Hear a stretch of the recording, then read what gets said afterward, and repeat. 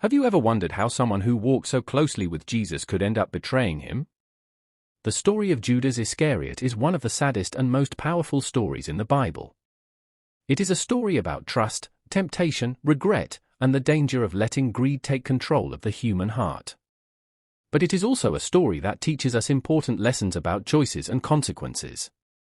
Judas Iscariot was one of the 12 disciples chosen by Jesus. He traveled with Jesus, listened to his teachings, witnessed miracles, and saw lives transformed. Imagine being there, watching Jesus heal the sick, calm storms, feed thousands of people, and speak words that gave hope to the hopeless. Judas experienced all of this firsthand. Among the disciples, Judas had an important responsibility. He handled the group's money bag and took care of financial matters. At first glance, he probably looked trustworthy and loyal, just like the others. No one around him expected what was about to happen. But over time, something dangerous began growing inside Judas. The Bible hints that he struggled with greed and dishonesty. While the other disciples focused on Jesus' teachings, Judas became more concerned about money and personal gain. Sometimes the biggest battles happen quietly inside the heart where nobody else can see them.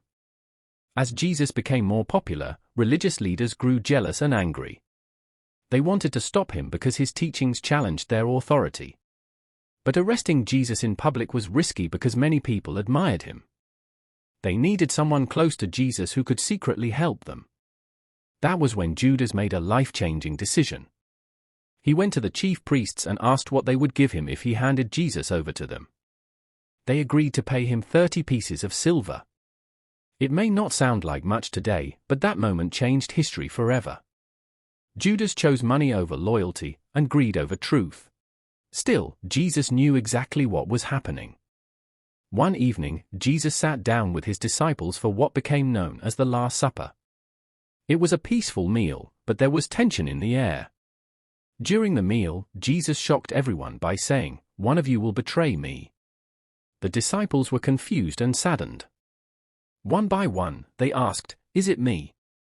Even Judas asked the question, pretending as though he knew nothing about it.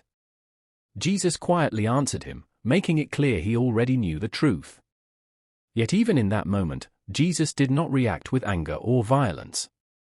Instead, he showed calmness and compassion. Later that night, Jesus went to pray in the Garden of Gethsemane. It was dark and quiet. Jesus knew suffering was coming, and he prayed deeply while his disciples struggled to stay awake. Then Judas arrived.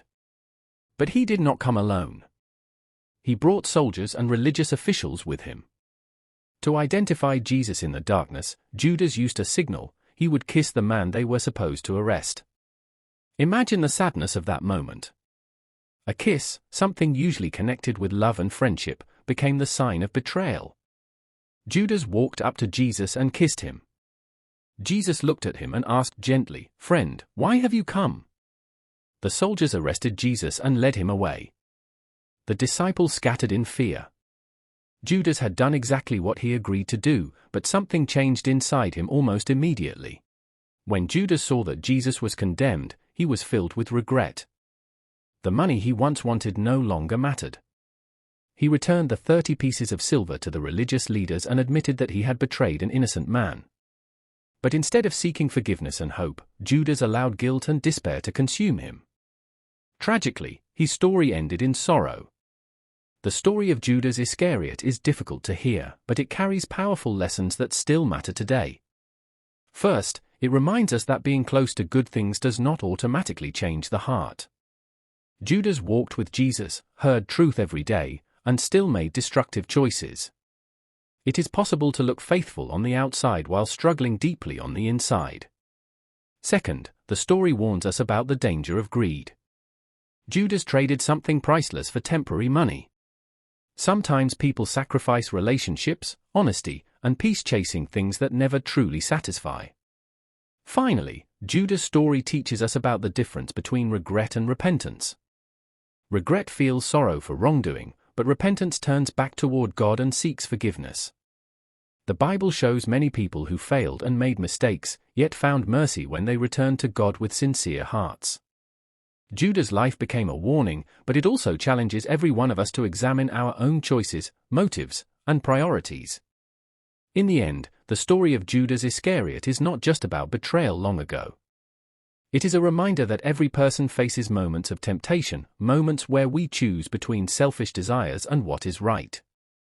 And those choices shape the direction of our lives. No matter who we are, the story asks an important question: what do we value most?